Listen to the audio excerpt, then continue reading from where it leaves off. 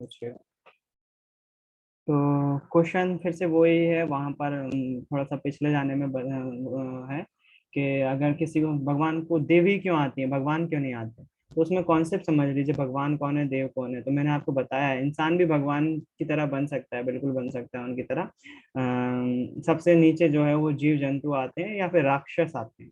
राक्षस आते हैं, उसके बाद भी जीव जंतु बोल सकते हो आप, उसके बाद इंसान आता है, इंसान के बाद जो है वो जिनको हम बोलते हैं गंधर्व, है ना। गंधर्व आते हैं, उसके बाद गंधर्व में, गंधर्व से पहले यक्ष को भी रख सकते हो, लेकिन मैं यक्ष को गंधर्व में ही रखता हूँ। वो कोई ज्यादा इतना ज्यादा नहीं है। तो इंसान के बाद गंधर्व बोल सकते हो आप, गंधर्व के बाद जो है वो देव आ सकते हैं। ये बड़ा ब्रॉड बता रहा हूँ, इसमें छोटे भी हो सकते हैं बहुत, बीच बीच में तोड़ सकते हो आप, इंसानों में भी कैटेगरी डिवाइड हो सकती है बहुत, है ना। तो सबसे नीचे आते हैं राक्षस, उसके बाद आप जानवर भी बोल सकते हो, जानवर के बाद इंसान आते हैं, इंसान या जीव जानवर में इकट्ठा रख दो। उसके बाद आते हैं गंधर्व, उसके बाद देव, और उसके बाद भगवान। देव कोई मूर्ति नहीं है, देवों की मूर्ति आपके दिमाग में बैठा दी गई कि इंद्र जो है वो कोई व्यक्ति होगा जो अंतरिक्ष में बैठा हुआ होगा और सामने डांस देख रहा होगा ना, उसमें जो है वो लगातार प्रोग्राम चल रहे होंगे वहां पर। और जो इंद्र देव नहीं है कोई, सूर्य कोई देव नहीं है, ग्रह का अपने तारे का नाम है जो आप सभी जानते हैं सूर्य के बारे में। चंद्र चंद्र जो है कोई देव नहीं है, वो पिंड का नाम है। मंगल कोई देव नहीं है, ये सारे देव नहीं है। ये सभी देव के रूप में ऊर्जा है, जो कि आपको अलग अलग प्रकार की ऊर्जा दे रहे होते हैं ना। आप माँ सरस्वती की बात करो या भगवती या गायत्री माँ की बात करो, ये सभी देव हैं, और देव जो है ऊर्जा का रूप होते हैं, किसी शरीर में नहीं ढाला जा सकता है इनको। ये इमेज बना दी जाती है आपको, क्योंकि मूर्ति पूजा इतनी ज्यादा फेमस हो गई है कि उनकी जो है वो इंद्र की, आपके बिना मूर्ति के बिना आप उसकी पूजा ही नहीं करोगे। ये सभी देव हैं और ये ऊर्जा के लिए बनाए करे गए हैं।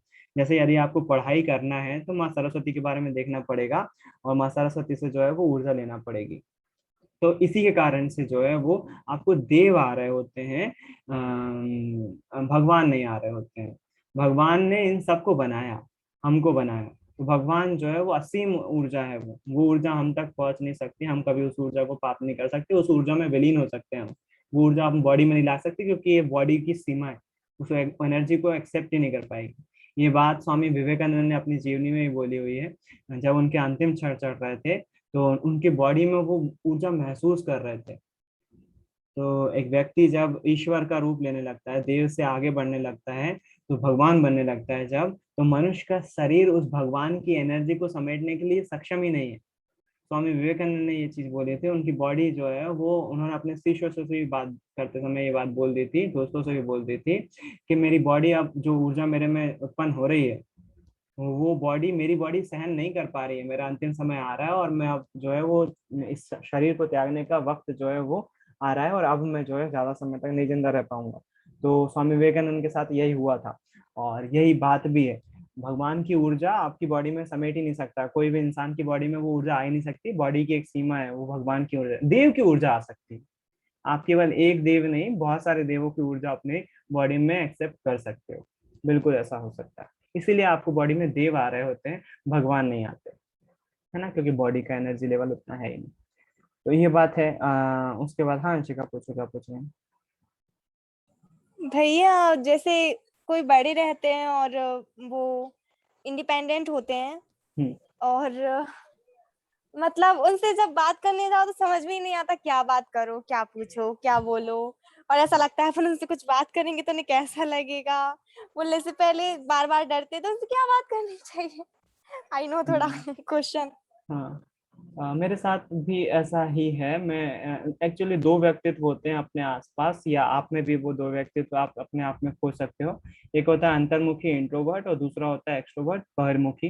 अंतर्मुखी व्यक्ति जो है वो बात करने में सकुचाते हैं, उनके पास ज्यादा टॉपिक नहीं होते हैं बात करने के लिए, जबकि एक्सट्रोवर्ट के पास एक, केवल वो एक तिल दे दो उनको, वो ताड़ बना देते हैं उसका। उनके पास एक छोटा सा टॉपिक हो तो वो जो है वो उसके बारे में बहुत सारी नॉलेज की बात जो है वो उसके बारे में निकाल देंगे।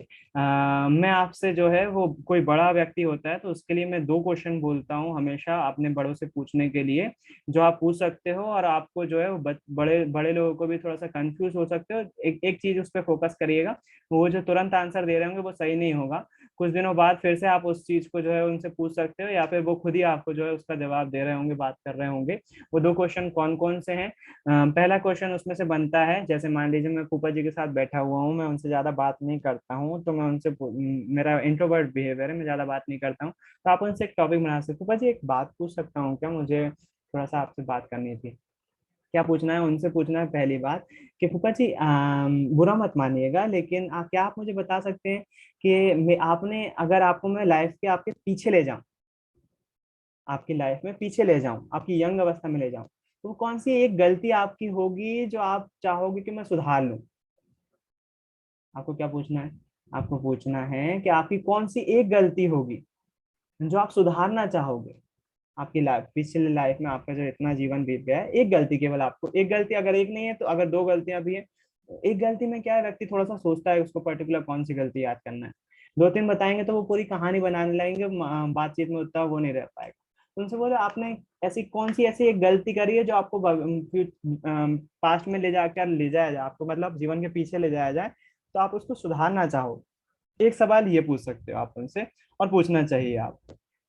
उसके बाद दूसरा पॉइंट ये होना चाहिए आपके पास कि दूसरा क्वेश्चन जो है वो ये होना चाहिए कि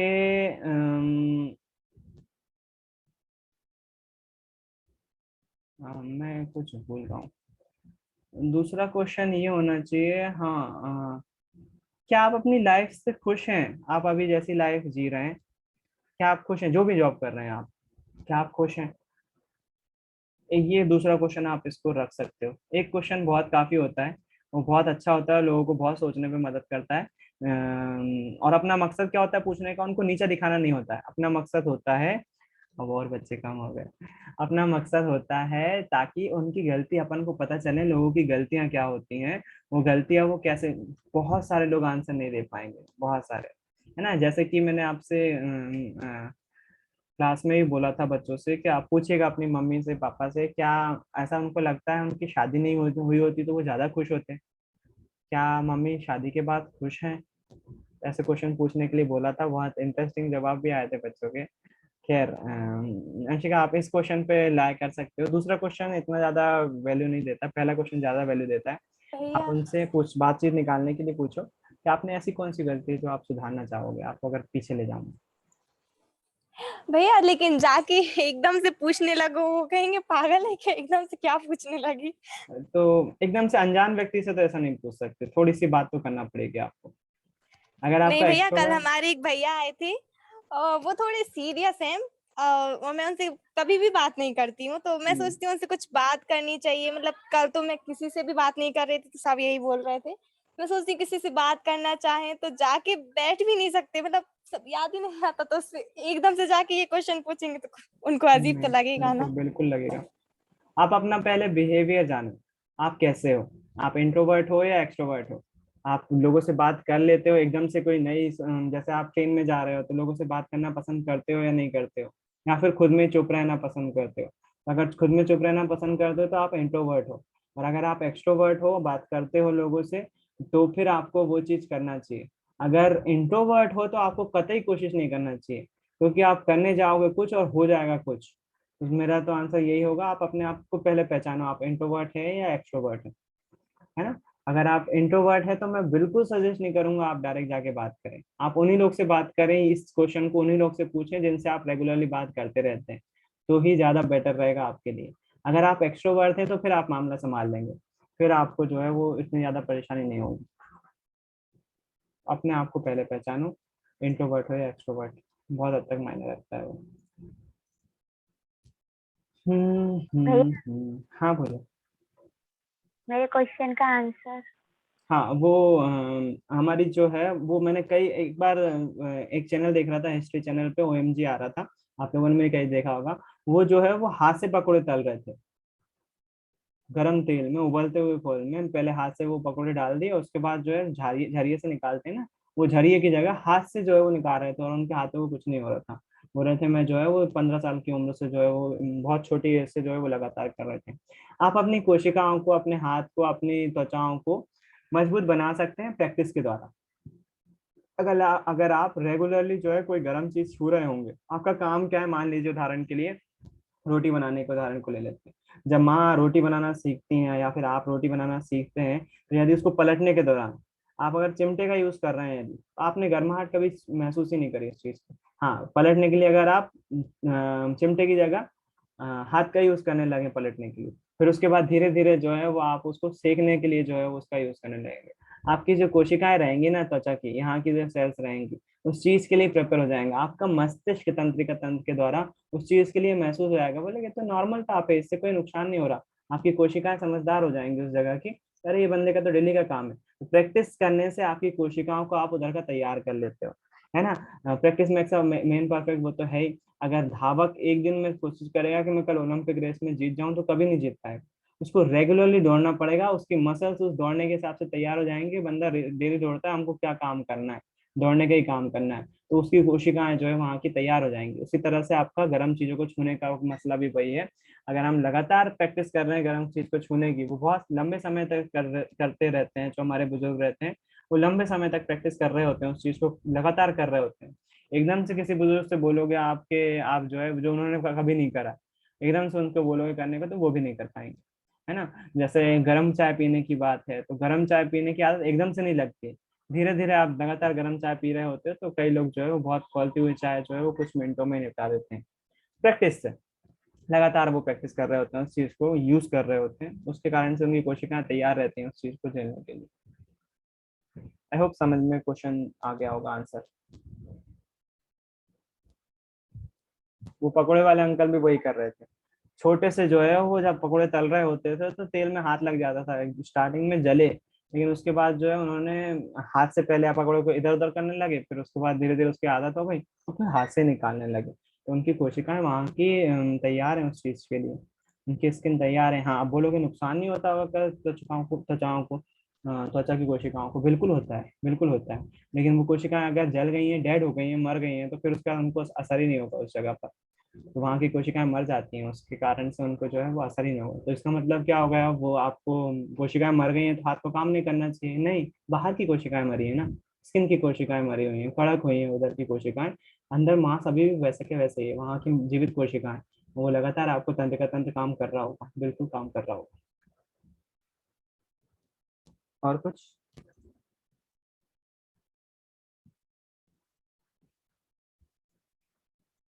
चलो, बच्चे तो आज आए नहीं है, मुझे भी छुट्टी रखना चाहिए थी आज, बस 5 भैया मिनट वो जय हम्म, जय ने तो सोचा था आज छुट्टी है।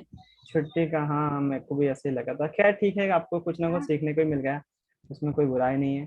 कल स्कूल जरूर आइए, देखते हैं क्या इंटरेस्टिंग कर सकते हैं, क्या कोशिश कर सकते हैं कुछ अच्छा बनाने की। सड़े हुए मूड से मत आना। अगर मूड बिल्कुल भी ना होना कि नहीं है इच्छा, नहीं कुछ नहीं होगा या फिर बकवास होगी, वो मेरे को मुरझाए हुए चेहरे पसंद नहीं है। अगर मुरझाए हुए चेहरे रहेंगे, आप पहले से बोर होके आओगे, तो फिर पढ़ा कुछ नया सीखने में या कुछ इंटरेस्टिंग करने में मजा नहीं आएगा ना, पढ़ने में मजा आएगा।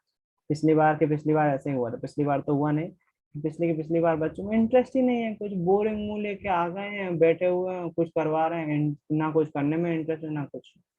उस चीज को अच्छा से अच्छा बनाने की कोशिश करना चाहिए, मेमोरीज को सजाने के लिए उसमें एक्साइटेड रहना चाहिए, खुशी रहना चाहिए, कुछ भी छोटी चीजें हो रही हैं, आप पहले से मूड बना, अरे हाँ क्या होगा, वहां पर जाएंगे, लेक्चरबाजी होगी, ज्यादा से ज्यादा एक केला या लड्डू फोड़ा है, क्या करना है हमको। दूसरे लोग उसी चीज में जो है वो मजा खोज लेते हैं, आपको दूसरे तरह के लोग बनना है ना, उसमें मजा बनाने की कोशिश करना है। ठीक, तो कल मिलते हैं। आज के लिए इतना ही। आई होप कुछ नया सीखा होगा, कुछ नया सीखा, पता नहीं सीखा, चलो ठीक, जो भी सीखा हो नहीं सीखा हो, अगर नहीं सीखा तो आप जरूरी नहीं मुझसे कुछ नया सीखें, आप अपनी डेली लाइफ में किसी भी चीज से, न्यूज़पेपर से, बुक से, क्लास सब्जेक्ट की बुक से, किसी से भी नया सीख सकते हो, है ना। तो कल तो नहीं मिलेंगे, कल नहीं भैया, आपने तो बहुत कुछ सिखा दिया है, वो हाँ हाँ, नौ बढ़िया, रूप के बारे में भी और बढ़िया नॉलेज है। भी उसको दिया है। उसको उसको 9 रूपों को केवल पढ़ो मत, उसकी केवल पूजा मत करो, उनको अपनी लाइफ में उतारो। सेम केस जो है, बॉयज भी उस चीज को महसूस कर सकते हैं, हर देवी के जो गुण हैं उसको एक्सेप्ट करने की कोशिश करो, उसको संभालने की कोशिश करो, उसको अपने बॉडी में उतारो, उसको अप्लाई करने की कोशिश करो। आपको काल रात्रि नहीं बन जाना है, माँ काली नहीं बन जाना है कि कपड़े उतार के जो है वो सबको मारने लगो, वो नहीं बन जाना है। आपको उस क्रोध को यूज करना आना चाहिए, यूटिलाइज करना आना चाहिए। ऐसा नहीं है कि कभी गुस्सा ही नहीं करना है, वो भी नहीं करना है आपको, वैसा भी नहीं बनना है। आपको गुस्सा होना है, टाइम टू टाइम पे गुस्सा भी होना है, आपको जो है वो हंसमुख भी रहना है, आपको जो है वो रोना भी है, आपको जो है वो गाना भी है, आपको जो है अच्छे कपड़े मतलब दिखावे चटक मटक वाले कपड़े भी पहनना है। आपको ब्रह्मचारिणी की जगह साफ कपड़े मतलब बहुत शांत कपड़े, सफेद कपड़े, जो शालीनता वाले कपड़े होते हैं वो भी धारण करना है। आपको चटक धमक कुष्मांडा या फिर कात्यायनी जैसे जो है वो चमक धमक गहने भी पहनना है। आपको ब्रह्मचारिणी की जगह तरह तुलसी की माला भी पहनना है। आपको सभी तरह का रूप जो है वो धारण करना चाहिए। सभी के अपने फायदे हैं, सभी की अपनी पहचान है, सभी की अपनी वैल्यू है। आपको जो है वो केवल उन चीज को पढ़ के छोड़ नहीं देना है, उसको एक्सेप्ट करना है, अपनी लाइफ में उतारना है ना। क्या बोला, कभी गुस्सा भी करना चाहिए आपको, कभी दुख भी होना चाहिए आपको, खुशी भी रहना चाहिए आप में, हंसमुख भी होना चाहिए। सब चीज को, सभी नौ देवियों के जो भी गुण है आप में होना चाहिए। उन लाइफ नौ देवियों को, नौ गुणों को जो है वो अपनी लाइफ में उतारो, तब तो मजा है उन नौ देवियों को जीने का। ठीक है, आज के लिए इतना ही रखते हैं। कल छुट्टी रहेगी क्योंकि शायद मैं भांजे को अपने रावण देखने के लिए दिखाने ले जाऊं शाम को। शायद, कंफर्म नहीं बोल रहा हूँ, मूड पर डिपेंड करेगा कि कल का प्रोग्राम कैसा होता है। कोशिश करूंगा अपने से बहुत हद तक अच्छे से अच्छा करने की। बाकी आप लोगों के ऊपर भी रहेगा कुछ कुछ, कैसे मेरी चीजों को सीखते हो, कैसे महसूस करते हो। ठीक, परसों मिलते हैं। परसों क्या है, सैटरडे? परसों भी तुम लोग नहीं, परसों पढ़ाई कर लेंगे। चलो ठीक है, परसों मिलते हैं। बाय, गुड नाइट, जय गुरुदेव सभी को। जय गुरुदेव जय भैया। जय भैया।